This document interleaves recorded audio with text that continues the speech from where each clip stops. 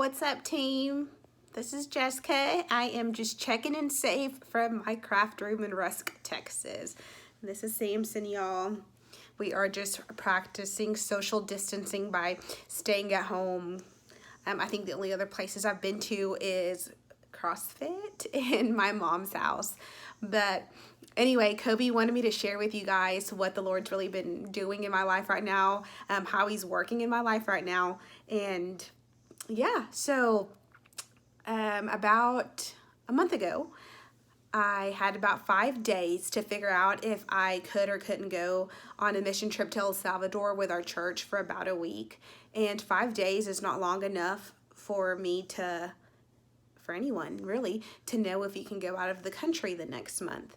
And so funny story is that I kind of already knew the answer because last October, during my prayer time, El Salvador came to mind. So I asked Annie, y'all know Annie, I asked Annie to join me in prayer about me going. And because I knew that I needed to pray about it and if it had come up during my prayer time. And so we did. So when Steve told me I had about, a few days to figure out if I could or couldn't go, I kind of already knew the answer. I was just hesitant on giving it to him, really resisting God on that answer because, well, let me tell you why. Because when I made my list of reasons of why I should go or shouldn't go on the mission trip, all of the reasons of why I shouldn't go were rooted in fear. Like things from me being kidnapped, from me accidentally getting lost and being separated from the group, for me getting sick, me being trafficked, like sex trafficked or like human trafficking. Stuff like that is what was on my reasons why I shouldn't go. And the Lord reminded me of how last year I went to a Priscilla Schreier conference, and during her sermon, she said, if you are making a decision, if the reason of why you can't go or do it is solely based on fear, then go or do it. Because if what God had planned for you wasn't great, or what he wanted to show you wasn't great, then the enemy wouldn't try to put a stop to that by trying to instill fear in you. So, since you reminded me of that, I instantly texted Steve and I told him that I would go on the mission trip, though I was still hesitant because I still hadn't resolved my issues. And so, by me making that list of reasons why I should go or shouldn't go, and him showing me, like reminding me of that sermon of Priscilla Schreier's, by him showing me that, it showed me that he showed me that I have been basing a lot of my life, like the things that I did or didn't do, the choices that I made were all rooted in fear and not in his freedom. And he's really shown me that fear is not from him. That is not of God.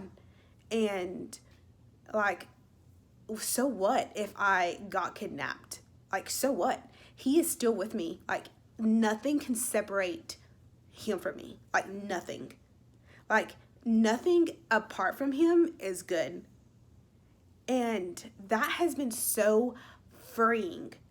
So freeing. And praise him for that, because given the situation going on with our country right now, with the world right now, if it wasn't for him showing me that, I guarantee you that I would be one of those crazy people up in Walmart with a buggy full of toilet paper for no reason. And I'm sorry if that's you, but that would have been me if I wouldn't have realized, if he wouldn't have showed me that beforehand. But on a serious note, the mission trip did get canceled because of all of that. I am a little bummed, but besides the point, he has made me aware of where I need to grow, where I needed to grow in him, and man, that's been just so neat, so freeing, that I now know that everything that I was not, I don't want to say doing, but all the decisions that I was making, all of my actions, my decisions, my choices, and all of that was being based on fear and not based on him. And I didn't even know that. Like, I wouldn't have even considered me a fearful person. Like, I consider myself a cautious person, yes, but I would have never described me as fearful until he like showed me that, and showed me that the enemy had a hold on me, and I was trusting myself and leaning more on fear than leaning on him and in his freedom. But that's what's been going on over here. I hope you're all staying safe and have a corona free day, y'all.